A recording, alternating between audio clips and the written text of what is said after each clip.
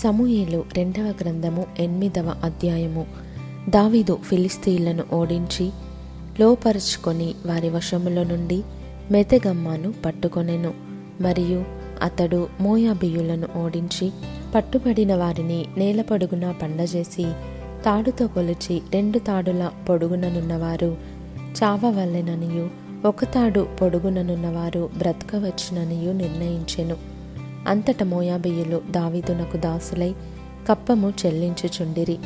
Soba రాజును Rehob కుమారుడునగు హదదెజరు Euphrates నది వరకు తన రాజ్యమును వ్యాపింపజేయవలెనని బయలుదేరగా దావీదు అతని నోడించి అతని యొద్ద నుండి 1700 మంది గుర్రపు రౌతులను 20,000 కాల్బలమును పట్టుకొని వారి గుర్రములలో 100 ఉంచుకొని మిగిలిన వాటికి చీలమండ నరములను తెగవేయించెను.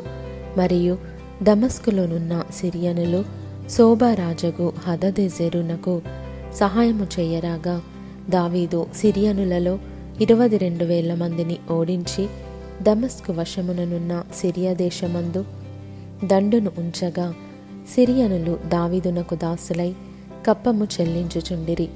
దావీదు ఎక్కడికి పోయినను యెహోవా అతనిని కాపాడుచుండెను.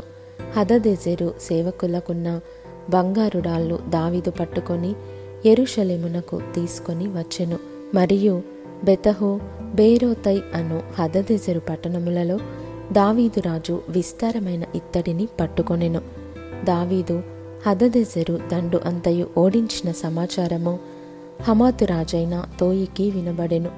హదదెజెరునకును తోయికిని యుద్ధములు జరుగుచుండెను గనుక దావీదు హదదెజెరుతో యుద్ధము చేసి అతనిని ఓడించియుండుట తోయి విని తన కుమారుడగు యోరాము చేతికి వెండి బంగారు ఇత్తడి వస్తువులను కానుకలుగా అప్పగించి కుశల ప్రశ్నలడిగి దావీదుతో కూడా సంతోషించుటకై అతనిని దావీదునొద్దకు పంపెను.